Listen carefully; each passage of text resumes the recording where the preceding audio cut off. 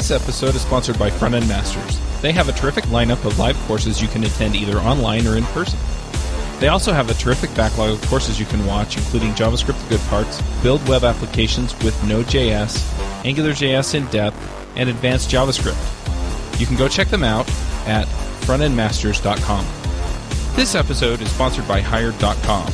Every week on Hired, they run an auction where over 1,000 tech companies in San Francisco, New York, and LA bid on JavaScript developers, providing them with salary and equity up front.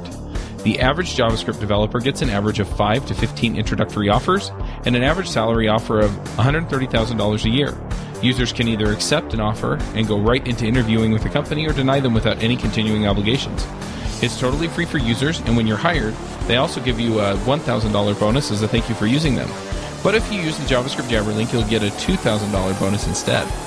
Finally, if you're not looking for a job but know someone who is, you can refer them to Hired and get a $1,337 bonus if they accept a job. Go sign up at hired.com/JavaScriptJabber. Let's face it, bookkeeping is hard, and it's not really what you're good at anyway. Bench.co is the online bookkeeping service that pairs you with a team of dedicated bookkeepers who use simple, elegant software to do your bookkeeping for you. Check it out at bench.co/JavaScriptJabber for 20% off today. They focus on what matters most, and that's why they're there. Once again, that's bench.co/JavaScriptJabber. Hey everybody, and welcome to episode 213 of the JavaScript Jabber Show. This week on our panel we have Aimee Knight. Hello. Dave Smith. Hello. I'm Charles Max Wood from DevChat.tv, and I'm just going to shout out really quickly about Newbies Remote Conf. It's going to be in July, middle of July. I think it's the 14th through the 16th. So if you're new and you want some pointers, some coaching, and it's all remote from real awesome experts, go check it out. Sorry, that's exciting. Okay, carry on. I'm sorry. No, it's fine.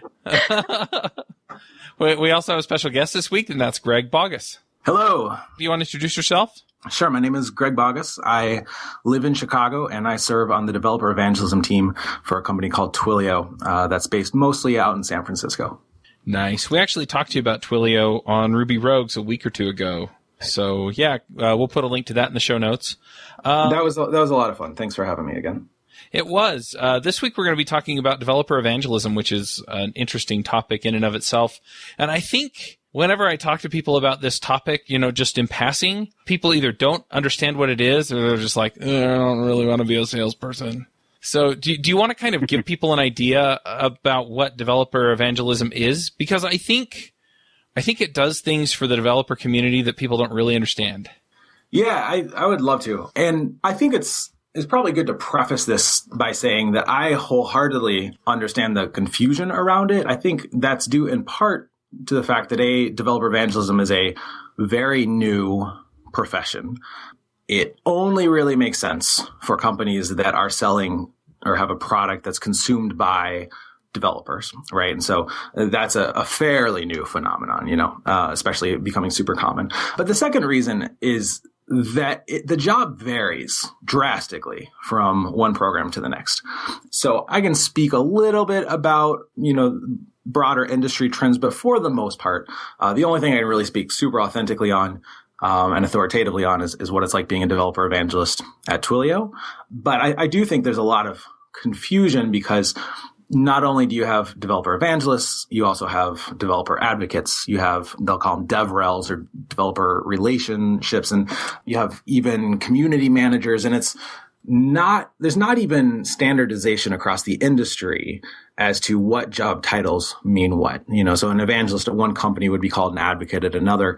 That you could have an evangelist at two different companies and their jobs look totally different. So let me tell you a little bit about what it's like at Twilio and kind of what I do. So Twilio is a cloud communications company. What we're most known for is having APIs that make it really easy for developers to send and receive text messages and place and receive phone calls. And so just a few lines of code in, say Node, but really it's a RESTful API, but we have helper libraries for just about every language that's out there. Just a few lines of code, you can send and receive text messages, place and receive phone calls. Over the last year, we've been rolling out more products for communication. So we now have video chat, We now have IP messaging or just, text-based chat and SDKs to be able to deploy that across a bunch of different platforms. But generally speaking, we're a communications company and our product is built for developers. And what the company realized really early on is that, so our founder, Jeff Lawson, he is a developer himself. If Jeff Lawson, actually, I would say Jeff Lawson is the best developer evangelist at Twilio. A couple weeks into the job, I was complaining about live coding, and we can talk about this later on if you like, because it's definitely a contentious topic. Wait, you get to write code? Sorry, I had to go there. We get to write it on stage. And that is certainly a contentious topic as well. But yeah, I mean, Jeff got up on stage and he live coded in front of 10,000 people at a conference and just nailed it. And I was like, okay, I don't get to talk about that anymore, or complain about it anymore. But developers are super skeptical of anything that feels like a sales pitch. And they're super skeptical of anything that feels like marketing. And so what Twilio did is they hired developer evangelists to serve the community. All right. And so the mission of our team is inspire and equip developers to change communications forever. And the idea is that if we are just present in the community, if we show up at events and we help developers, and we're sitting there and we're present when they discover that they can do something that they didn't know that they could do before, they'll remember that. Like they will remember that we were wearing a Twilio track jacket. We can't bend somebody's arm and say, build text messages into your app, but if we serve the community and the moment ever comes in their life when they need text messages or phone calls or video or chat, they'll remember us if we've been good to them, if we've acted in an unselfish way to them in the past. So that's kind of the theory of evangelism. How it looks day to day varies quite a bit, but at a high level, it's a mix of speaking at events. It's a mix of sponsoring, attending events like hackathons and whatnot, writing technical contents, and yes, even doing quite a bit of code ourselves. So it sounds like the way that you framed this is that your job is to go out there and help the community. Now, obviously, since you work for Twilio, you want to help the community and help them learn to use Twilio for whatever it is they're doing. So I'm going to go back to one thing that I said before, and that is that I know several people, they look at evangelists as salespeople. Yep. And to a certain degree, you are. Yep. But at the same time, it's not. I mean, so... Dare I say that I was once a missionary for a church. And our job wasn't to go out there and push people on what we were teaching. Our job was to go out there and meet people and help them. And in a lot of ways, if people wanted to talk to us, then we would happily talk to them and help them out. And if people didn't want to talk to us, then we would just move along and find other people. And so, yeah, we were kind of, I hesitate to say selling. We weren't out there collecting money or anything for the church, but at the same time, we were presenting our ideas. I think that's a fair representation of what evangelism is. For the people who need the solution, for people who need what it is that you're offering or can enhance what they're doing with what Twilio provides, then you want to be out there and be a resource for those people so that they can as easily as possible benefit from it. I am so glad you brought that up because I was wondering if we should mention this parallel because I know how contentious the topic can be, right? So my father is a pastor, and so I joke that I'm a second generation evangelist. And obviously, I think one of the first things that turns somebody off is the idea of a developer evangelist is the name, right? I mean, evangelism, by and large, does not have positive connotations amongst certainly the United States and especially internationally. There's good reasons for that. Though, I will say that at its best, so, growing up in the church and still being involved in the church, it's not as visible a form of evangelism. It's not kind of the bullshit televangelist you see. Right. It's not, trying to force your beliefs into the legal system and making people feel guilty for not believing the same way you do. But at its best, religious evangelism does seem to take a service-oriented approach, and this idea that our beliefs compel us to serve the people and serve the communities around us. And when that's done well, the community can't help but ask, like, wait, why are you doing this? And I do find that there's a lot of parallels between the ideal of religious evangelism and the ideal of developer evangelism. And certainly what we try to do is to take more of the service-oriented approach. The etymology of the word evangelist actually means to spread the good news. And so I do think that it's way easier to be a developer evangelist if you believe that the product that you represent is good news. And I've been to enough hackathons now where we take someone who's, say, written just only spent a few days writing code in their life, or maybe they're even a seasoned veteran developer. And they don't know Twilio exists. They create an account, and 5 lines of code later, like literally 5-10 minutes later, their phone lights up with a text message or with a phone call. And the look on their face and like this kind of uncontrolled expression of joy, it feels like magic. And if you haven't played Twilio before, I totally understand why you might be skeptical of that. But the first experience with Twilio often feels like magic. And so for a lot of people, Twilio really is good news, and for the people who need that, the people who want to send, say, appointment reminders, or they want to build a call center, or they just want to send, SMS notifications or whatever it is, it really is good news. And, in just a few lines of code, it solves this problem that used to take a ton of effort, or was a near technical impossibility for the average developer. And being able to empower software developers to work with the telecom system has just had a huge impact on people's businesses and also in a lot of technology for good areas. So I think we kind of talked around some of what I'm going to ask next, but what are the ways that you get the word out about Twilio? I mean, you mentioned hack nights and speaking at conferences. Is there more to it than that, other than just kind of being a public face and saying, look at this cool stuff you can do? Yeah, no, it's a really great question. There are a million different ways that you can do this job. And I think it looks different, not only for every evangelism program, but also for any given evangelist. So I think that the makeup of activities for each evangelist on our team probably looks a little different. But generally speaking, it's speaking at conferences. So we submit a lot of proposals to conferences. And we speak sometimes about Twilio related things. So I've been giving a talk at Rails conferences over the last year on two-factor authentication with Authy, which is a company that we acquired last year. We also talk quite a bit of our non-Twilio related topics. So sometimes about non-Twilio stuff. So I give a talk called Developers and Depression, just about mental illness in the tech community. There's a guy named Phil Nash on our team who is based in the UK. He's been speaking a lot about web workers lately. Folks will talk about APIs. So sometimes it makes sense to talk about Twilio, but truly, if you're just standing up there in a track jacket or, just have the Twilio logo by your name and you empower or inspire a developer, like they'll remember, you don't have to drive that home. So we do a lot of speaking. We do a lot of hackathons, and then we do a lot of technical writing. So, we probably ship 2-ish, let's say 1 to 2 blog posts a month. And those all have quite a bit of code in them.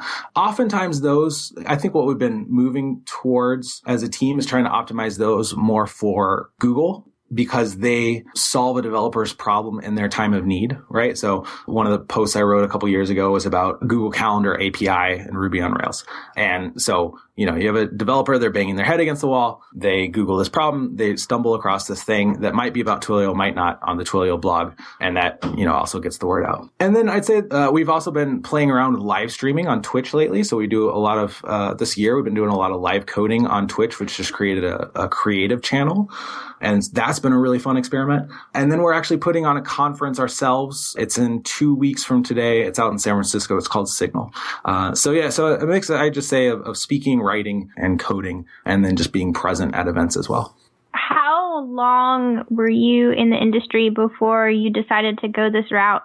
And do you feel that your skills could potentially get stale and then you lose credibility? Or how do you keep up to date on things at more than just a very basic level? That's such a good question. And it is the constant, top of mind for us. So, I started programming when I was 6 or 7 years old on a TRS-80 doing basics. So super simple stuff. And I have just kind of programmed most of my life, and then worked for a software consultancy here in Chicago for 7 years before I did this. And I did a mix of, for a couple of years, I was a full-time developer, and then did a mix of a bunch of different other things. I was thinking about this earlier today. Chuck, I think you were actually there the day that my career kind of changed trajectories towards evangelism. And it was probably the first time that I ever, that I spoke about developers and depression at Mountain West Ruby. I think it was 3 years ago last month. Yep, I was there. Yeah, I was just remembering that. And I had the opportunity at this consulting gig to do a bunch of different stuff over 7 years.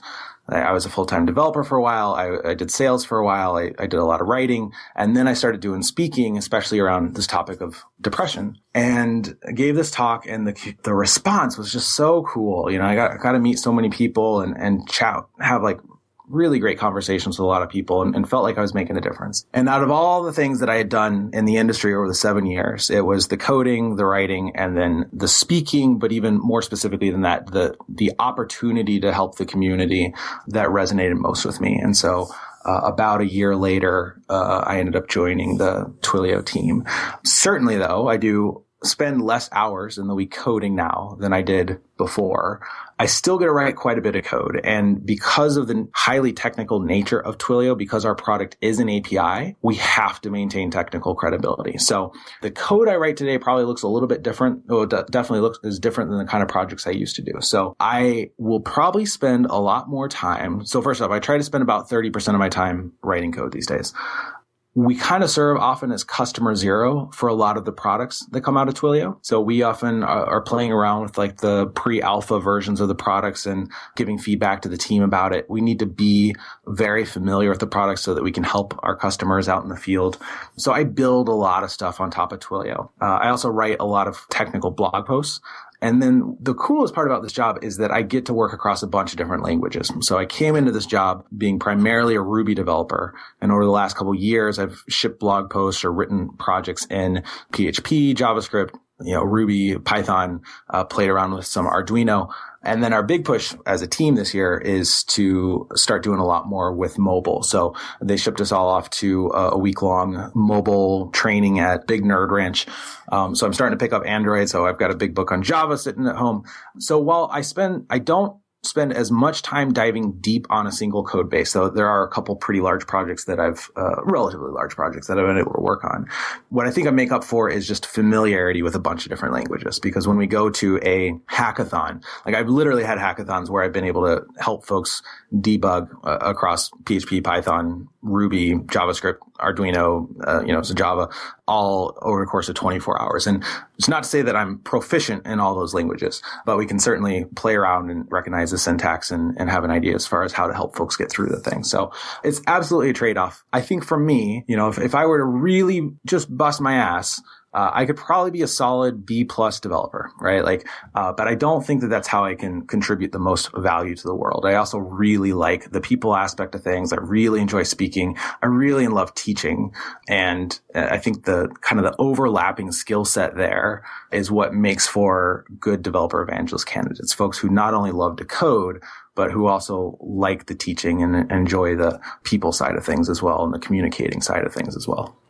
Being that you work at Twilio, you get to maybe deep dive into SMPP a little bit and stuff like that, or no? Yeah, it's actually interesting. We just launched SMPP. So making that available for folks who built out SMS integrations probably pre-Twilio. So I actually do not work on the Twilio product stack at all. I don't ship code to that. What I do is build a lot of things on top of Twilio. So I work with a lot of our new products. I've built probably several dozen SMS apps or voice apps over the course of time, but I'm not actually, committing code to the actual product in Twilio. We've got engineers who are a lot better than I am working on that and who are doing that full time. So I guess my question is, what's the most important skill for people to have as an evangelist?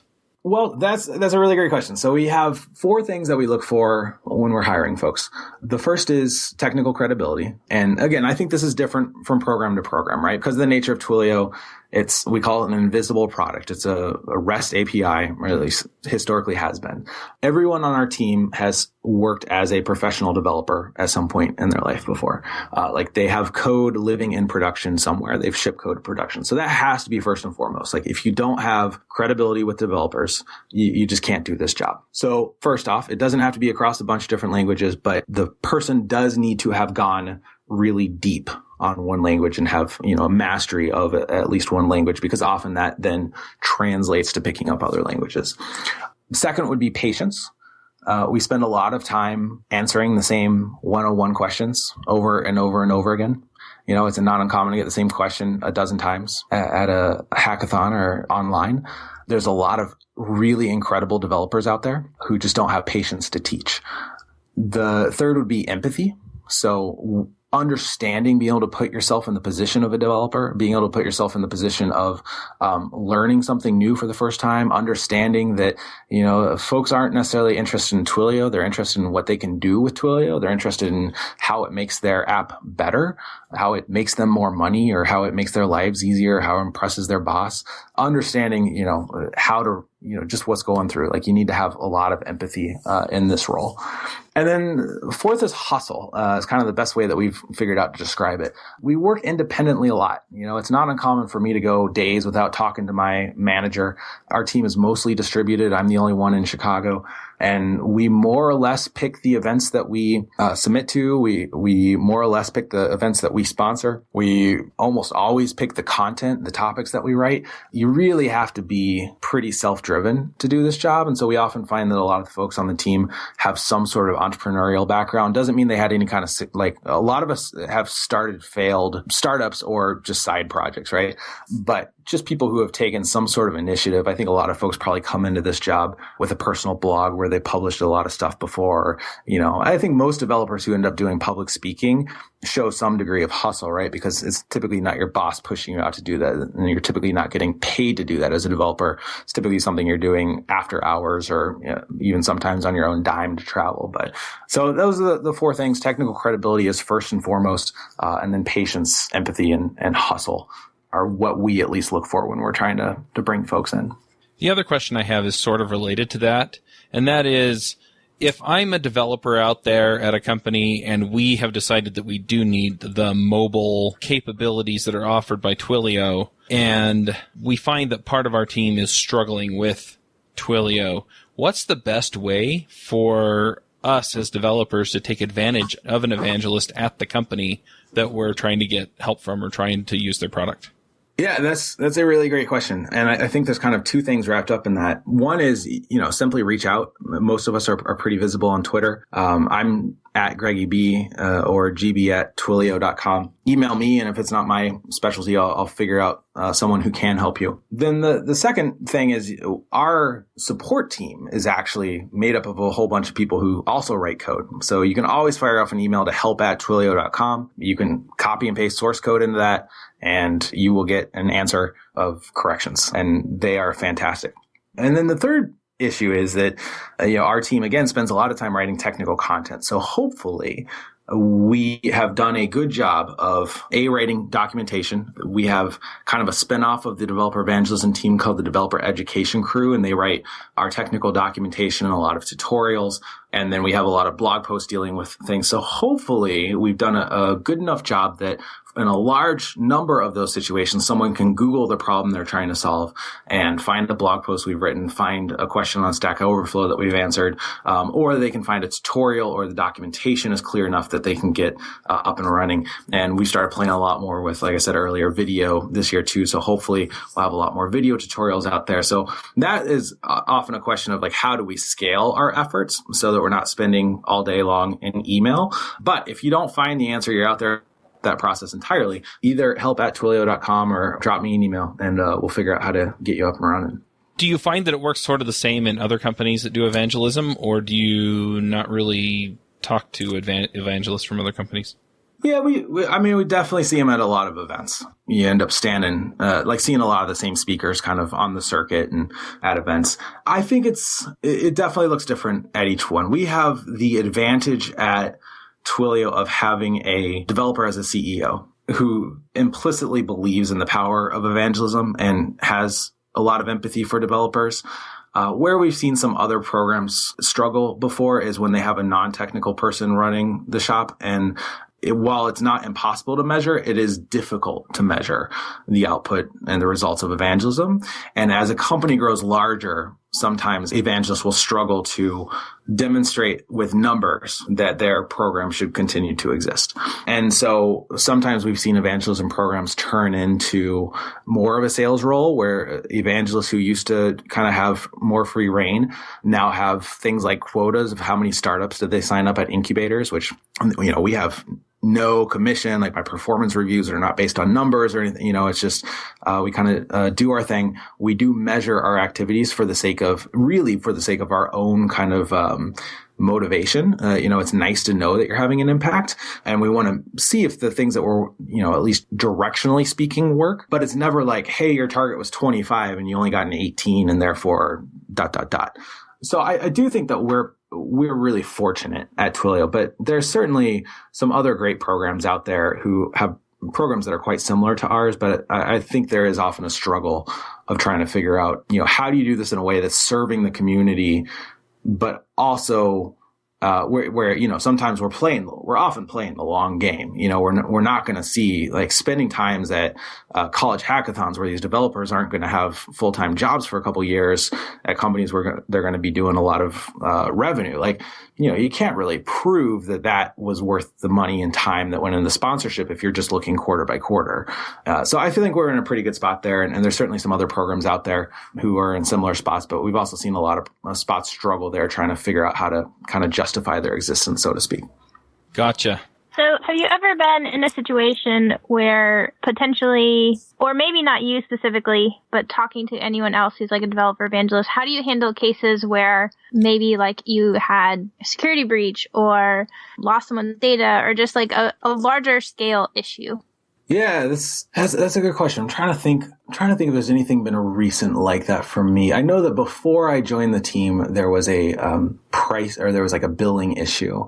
I think the first and foremost, and so there's certainly a lot of smaller screw ups too, right? And I think the strategy is kind of the same for all of those. First and foremost is empathy and authenticity. The developers we know bullshit when we see it, right? So you just say like, hey, we screwed up, and we realize that this has caused you a lot of pain and a lot of frustration, and we're really sorry. Here's what we're going to do to make this right in your specific scenario, and here's what we're going to do to make sure this doesn't happen in the future. And I think whether it's an individual that has a small problem, or it could be like a conference organizer and you forgot to write them back, stuff like that, all the way up to the bigger things. The playbook is the same. You just express empathy and understanding, realize that you have seriously, at least inconvenienced this person, perhaps all the way up to like caused a pretty serious impact on their business, that hopefully you can, resolve. But yeah, you first and foremost just have to like admit responsibility and show empathy for the situation that they've been in, and then demonstrate that you're going to, do what you can do to fix the situation and make sure it never happens again in the future. If a company decides that they want to try having an evangelist team, what would you recommend that they do to get that started? That's a good question. I think that you probably want to find someone who's already been serving the community. I think a lot of folks who make good evangelists kind of come into it already doing the job. Like they were already speaking at conferences. They were already committing to open source.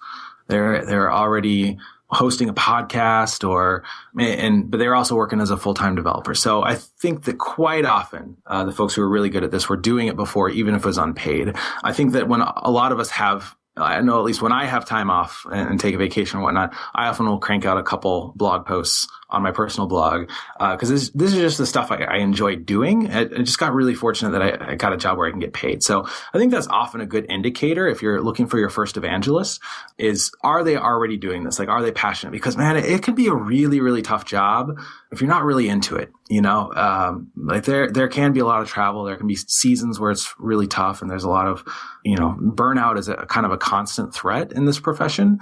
And so you really want to find someone who's like really into it, not just doing it for a paycheck. And then the second thing I would do is figure out what metrics you are going to use to figure out if they're doing a good job or not. Understand that it's a very imperfect measurement system, but there are some things you can look at directionally to tell if you're moving the needle or not.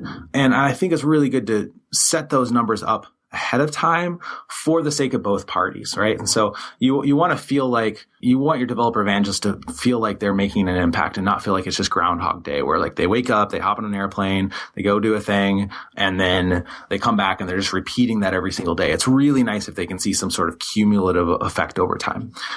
So I would figure out like what those numbers are. And then I would also just realize that this is going to be a long game. Like make sure that you're really into it and make sure that if you're a startup and cash flow is a concern, you probably don't need evangelists. You probably need salespeople. And if you're going to hire an evangelist, don't treat them like a salesperson. Really make sure that you're investing in them and that you are willing to spend some time and spend some money on this program for long-term results, not just something that's going to pump up the revenue over the next couple quarters. Can I ask you all a question? Yeah, go ahead. When you've been out you guys go to a bunch of different conferences and whatnot. When you see evangelists, what's your impression and what have you seen as far as the evangelism that's worked really well for you versus what hasn't? That's interesting. I've actually been to a hackathon put on by Twilio. I don't remember who the evangelist was. It was here in Salt Lake a few years ago with the local JavaScript group. And it was just kind of fun because they led us through a workshop where people texted, so you'd code something in, and then I think it wound up texting or calling the person who was leading the workshop's phone, and then they'd get more information, and then you take that information and kind of do the next step, and you'd puzzle your way through. I don't remember exactly how it all went, but it was something like that. And that was a lot of fun. And I found that a lot of the evangelism really works well when it's hands-on. I've seen evangelists give talks, and sometimes it's something I'm interested in, and sometimes it's not. But the workshops, I think, really are the money for me. It's like, I get to do this fun, cool stuff. Very cool. What about you, Aimee? So I think for me, it's really just like knowing that whoever the evangelist is, that they have some credibility behind them. We do have to remember we love to heads down and code, but we're not going to get paid unless there is someone making some sales. Right. We won't be able to have our jobs otherwise. So it's like that delicate balance. But first and foremost, like having the person who, when I talk to them, I can talk to them like a developer. I'm not talking to them like a salesperson. Aimee, I read a bit of your blog. You're a pretty talented writer. I'm not so sure. Don't say that. Now everyone's going to look. I'm going to be embarrassed. You typically write more technical content, right? So I think like the last post that I wrote was something on Nginx and Angular. Yeah. I don't know. I think that was at the end of last year. So I don't write a ton. It's something that I would love to do more, but the podcast is probably what I do a lot more of. But yeah, like I think, like I said, just having somebody who is continually trying to, just become a better developer, even though you do kind of have to like straddle that line. Yeah, it's certainly a challenge. You can, if you're not really intentional about how you structure your day and how you structure your weeks and months, it's super easy to let the more urgent stuff crowd out. Because if you're going to really code and get better at coding, you need long blocks of dedicated time. And you typically don't have long blocks of dedicated time to do that unless you create that time and block it off on your calendar. And so I know what several of us do on the team is just block off our morning. So like my calendar typically will have from 9 until noon every day. It's a recurring event that just says production. And that is either producing code or it's producing blog posts, or often those two are intertwined because I'm producing code for a blog post, or I write some code and then write a blog post around it or something. But I do think it's super, super important if you're doing this job that you create time on your calendar where you can just dig into the code and spend lots of time. Because you're absolutely right. Like if you lose the credibility, you can't do the job. And I think the only way to maintain that credibility is to be very intentional about it.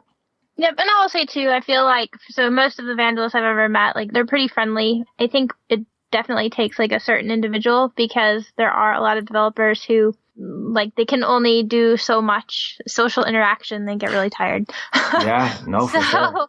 So you have to have that like balance where you still enjoy programming, but also are okay being out in front of people for long periods of time and traveling and all that, where it doesn't wear you down, where you become grumpy. Oh, but I definitely get grumpy. I can tell you, everyone on my team gets grumpy sometimes. And this is a really good point, though. So the very first evangelist I ever met, it was a few years ago, and I remember talking to him, and I was like, man, I think I would really enjoy your job. Unfortunately, I also really enjoy being married, and I'm not sure I could do both at the same time, because he traveled like 100,000 miles a year. I don't even think he had an apartment in the town he called home. And when you meet a lot of evangelists, that is kind of the story. They fly around, state to state or internationally, even a lot, giving talks everywhere, racking up tons of frequent flyer miles, spending a ton of time on the road. And kind of the industry thought is, I think this is changing a little bit, but often it was just like, hey, evangelists are only going to do this job for 18 months. And you're going to come on, you're going to do this job, you're going to get burned out, you're going to do your next thing, but you will have built up this platform and you'll have gotten your name out there and stuff. And so it's going to be good for you, but you're only going to last 18 months. And we just fundamentally believe that that is the absolutely wrong approach. And that you can do this job sustainably. I do believe that for me, I have the best possible job I could have at this point in my life. But to your point, Aimee, I do think that it is not for everyone, but for the people who, it's probably for more people than they would necessarily think at first glance, which is part of the reason why I really appreciate you having me here, because I do think this is an incredible job. And I also know that there's a lot of confusion about the job and whatnot. So I really appreciate the opportunity to chat about it, because whether someone's working for Twilio or elsewhere, like it's just, if you enjoy speaking, you enjoy writing, you enjoy coding, it's a fantastic gig.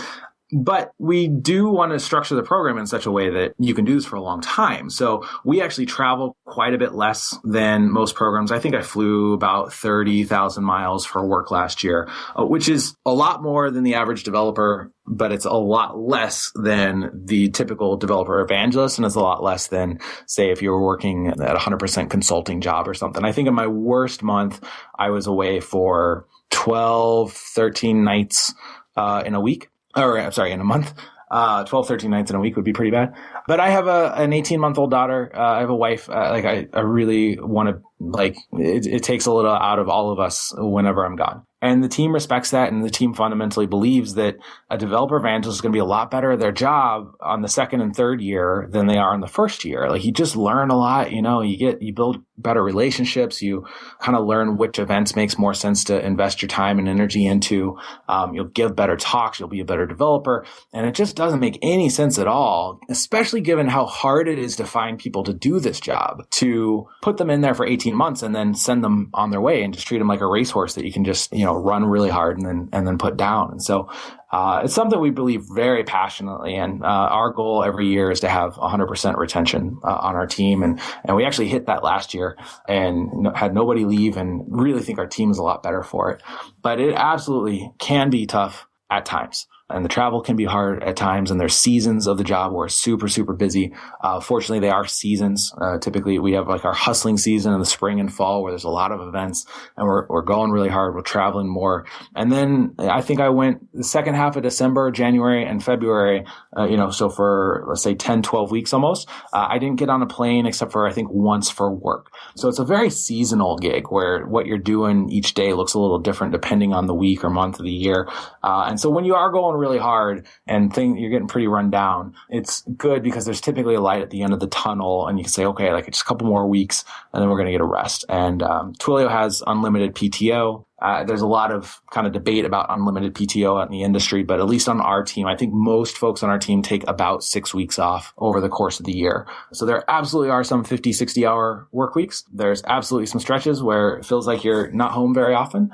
And then there are, we'll all take long vacations a couple times a year. And so I just really appreciate that aspect of the job. And I guess to your question earlier, Chuck, something that I would encourage someone who's looking to start up one of these programs to do is be super, super flexible with your person. I've heard of evangelists before who have to go work a meetup and then be back in the office at 8 a.m. the next day, or spend all weekend at a hackathon and then show up on Monday. It's just insane, and so trust them to do the job and give them a lot of flexibility over their schedule to do it in the best way that they know how. Makes sense to me.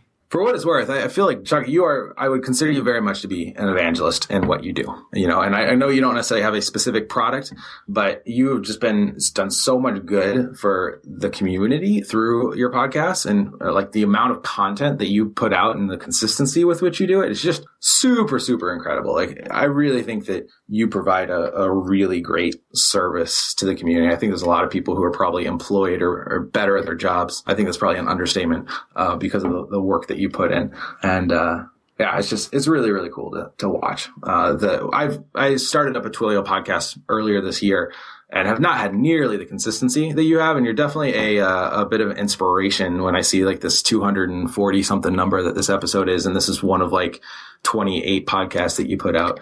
It's certainly convicting as we start thinking a lot more about how do we scale our program.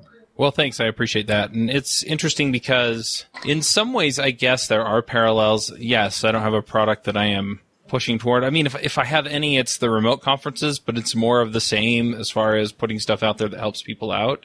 Yeah. But I had a conversation at MicroConf, which was the beginning of April this year. It's 2016 if you're listening in the future. But anyway, we were talking about team organization because that was something that I had been struggling with at the time. And he kept bringing up, and that way you can get the stuff done that you are committed to doing. And I just, I was like, well, finally it was like, I don't know what my ultimate purpose is. I don't have a why. And he says, you do, you just don't know what it is. Interesting. And so I thought about it, and I thought about it for probably about a week because it really bothered me that I didn't have a why. And I was like, well, I really like talking to everybody, and it's fun. But what was the why? And I realized that the why was helping people out and making people's lives better. And by kind of understanding that and realizing that that's why I do the podcast and that's why I do the remote conferences and that's why I do a lot of the other things that I do, I've come to really understand that, to that extent, I am an evangelist. I'm just not an evangelist for a particular product or a particular library or set of technologies. Instead, I'm an evangelist for general understanding across the community and specifically of things that I think will benefit the people that listen to the show. Right. You are very much spreading the good news, right? And the good news is not any one particular message in your case, but you are bringing on people who have great things to say about all of these, throughout all these different communities, and you're giving them a voice. Like you are taking their good news and kind of spreading it out to the community that you have. And it's, you can tell that you do this from an orientation of service. Right. Like you can tell that you love serving the community and that's really your motivation there. And it's very cool to see. Yep. Hey, Aimee, can I ask you a question? Yeah. As skewed as the developer population is towards men, the developer evangelism program or like population is even more skewed towards being men. And I think there's probably a number of reasons for that, but I'm interested in your take on that. Given that you enjoy writing and given that you enjoy coding and given that you enjoy, kind of being a public figure, like, is it a role that you would ever consider? And how does, being a public female figure in the industry affect you? And do you have concerns around that? That's a loaded question. So to answer the one question, it is something that I've considered because I feel like it's something like that I would really enjoy. Even at my last job, there were conversations about it, but because I'm, still newer and stuff, I just really wanted to spend more time learning before I went into a role like that. But as far as being a woman, I'm probably not going to be able to pronounce her name correctly, but I think she is a developer evangelist for Mozilla. I would have to Google her name. But anyways, I've had a few conversations with this woman and I feel like she has a really good insight into it. Like her view is when she goes out to speak or do any sort of events in the community, she just wants to be known for her content, not by the fact that she is a woman. So she just always focuses on that. And I think that is also really important because I feel like if you don't focus on that, unfortunately, because the industry is so male dominated, that unless you have some strong technical skills, the only way that your voice is going to be heard is to be loud. And for some women, that's okay. But I feel like for others, it's not something that comes naturally usually. So I don't know. Those are kind of my thoughts around that. Yeah, well, I appreciate you answering the question. My apologies for the difficult question. I do. Fun. Yeah, I mean, I would encourage. You went to a coding school, right? I did. It was what was it, Nashville? It was the Nashville Software School, and I was the only female in my cohort, or the only kidding. female. There were a couple that started, but they didn't finish. So. Okay. Well, for what it's worth, two things. One, I think your inclination to get more developer experience is just spot on. Yep. And we've had people interview with our team in the past and then drop out of the interview process because they want to spend a couple more years being, a hardcore heads down engineer. And we've never faulted anyone for that. We're always like, hey, good for you. Come back if you ever want to chat about it again. Yep. You can never have too much credibility with developers. But with that said, I do feel that not necessarily right away, but the graduates from the code schools, like dev boot camps and whatnot, are really interesting candidates for evangelism programs. Because I do feel like most of them need to go spend a couple years. Like we've never hired someone directly out of that program, as their first gig, like straight into an evangelist role. Like I do think you need to work as an engineer for a couple years before you do it. But most people who come into those code schools come in with a pretty rich career history, or at least life experiences prior to going into that school. And a lot of them come from worlds like I do a lot with a dev boot camp here in Chicago.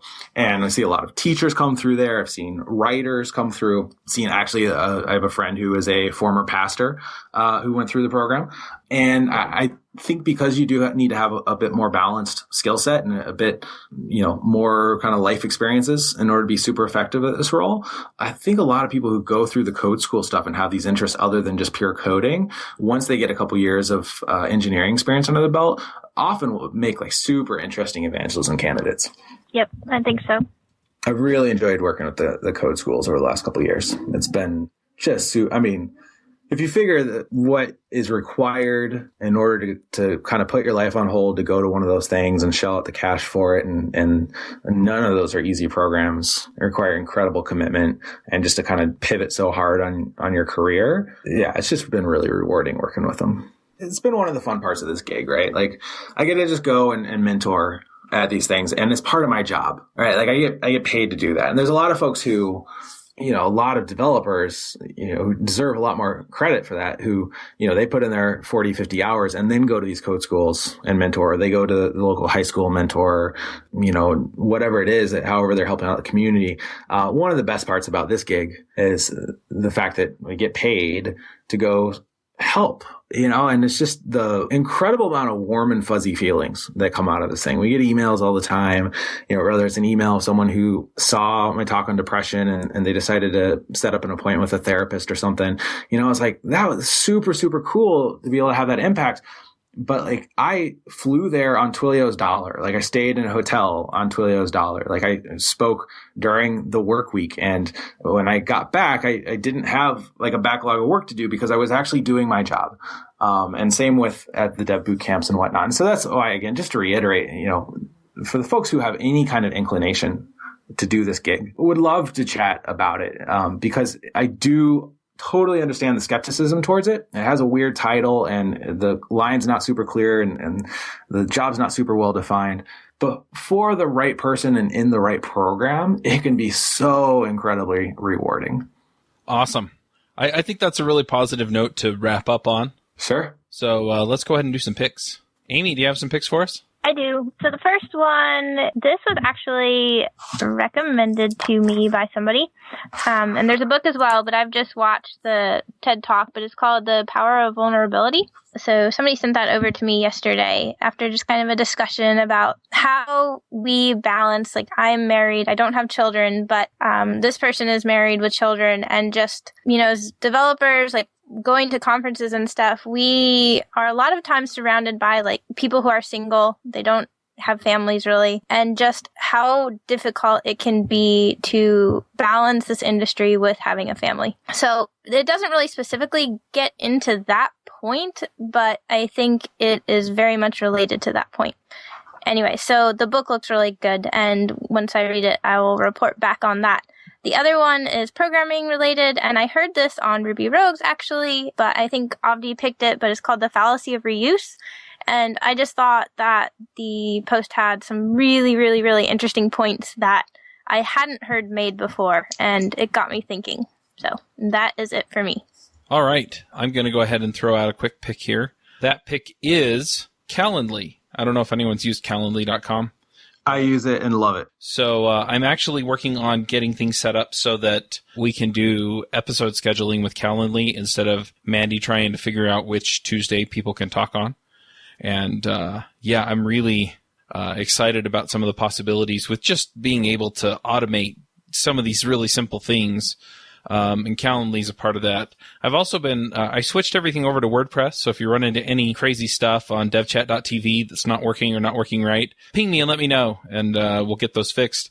But I've been using Gravity Forms to allow people to suggest other guests. And that's been working out really nicely. What happens is the suggestion goes into Gravity Forms, which is a plugin for WordPress. And then Gravity Forms publishes a feed that Zapier can pick up. And then Zapier picks up the feed or maybe it's the other way around. I think I get the feed URL from Zapier. But anyway, so it hits Zapier's API, and then Zapier goes ahead and sends me an email and puts it into a Trello board where we can keep track of our guests.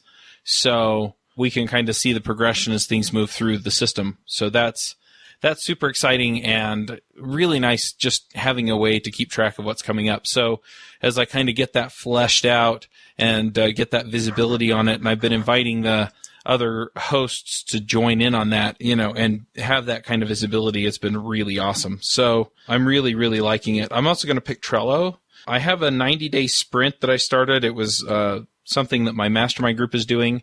So in 90 days, we're all trying to accomplish something. And for me, it's the automation and documentation on how we do everything for the podcasts and the conferences at devchat.tv. And so I set that up, and I invited all of the members of my mastermind to, have a look at it. And, I'm bringing Mandy in, and I'm bringing a few other people in so that they can help me get all of that stuff done. And anyway, it's just really awesome because it makes it really easy to manage that list of stuff that has to get done and then watch as it progresses through.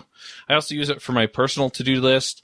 So I have to do, and then I have like in-flight, delegated, so I can keep track of, okay, this has been delegated to Mandy, this has been delegated to somebody else, this has been delegated to a developer, and I know, okay, I need to follow up on this and make sure that it's, that I know where things are on that stuff.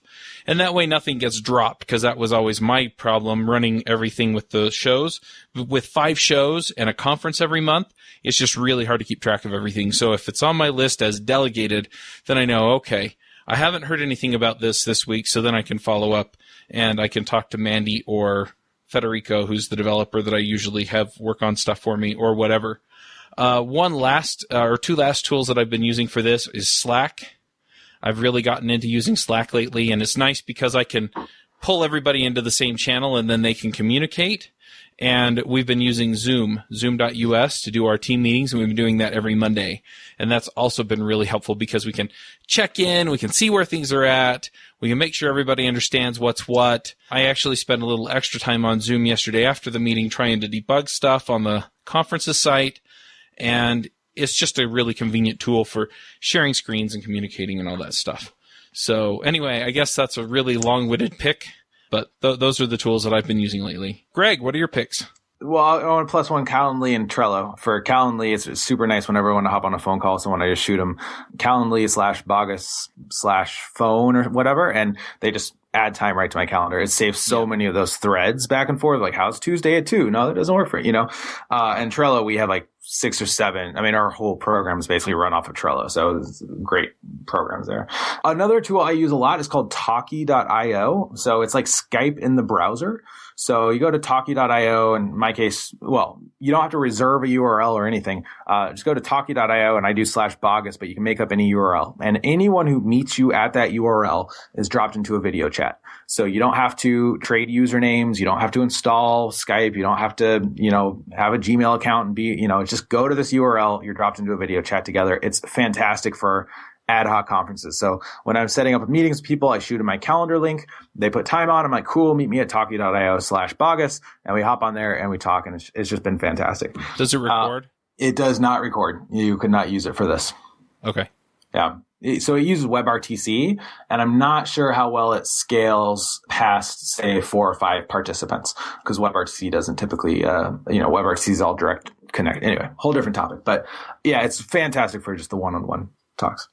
I would also say the probably a bit in 2 weeks, we're putting on a conference, May 24th and 25th.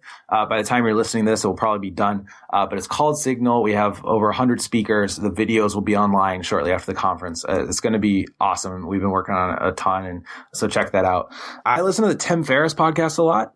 And it's just been great. In particular, I just listened to the Mike Rowe from Dirty Jobs episode, and then also the Jocko Willink. He's the commander of the most decorated special operations unit of the Iraq War, and just the things he says about leadership is just this glimpse into a totally different world than what I, as a developer, am accustomed to. And then finally, to the TV show Billions. I just watched. I mentioned Ruby Rogues too, and plowed through all 12 episodes in less than 2 weeks. And it's about I don't know. Just check it out. You can find it on Amazon Prime. It's pretty great though. All right. Well, Greg, how do people find you if they want to connect? I am at GreggyB on the Twitters, GreggYB, and I'm GB at Twilio.com if you'd like to drop me an email. All right, and with that, we'll go ahead and wrap up, and we'll catch everyone next week. Bandwidth for this segment is provided by CacheFly, the world's fastest CDN. Deliver your content fast with CacheFly. Visit CacheFly.com to learn more. Do you wish you could be part of the discussion on JavaScript Jabber? Do you have a burning question for one of our guests? Now you can join the action at our membership forum. You can sign up at javascriptjabber.com/jabber, and there you can join discussions with the regular panelists and our guests.